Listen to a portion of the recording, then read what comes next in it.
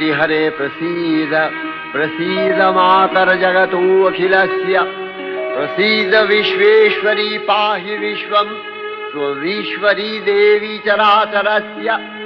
आधारभूता जगतस्त्वमेका महीस्वरूपेण यतः स्थितासि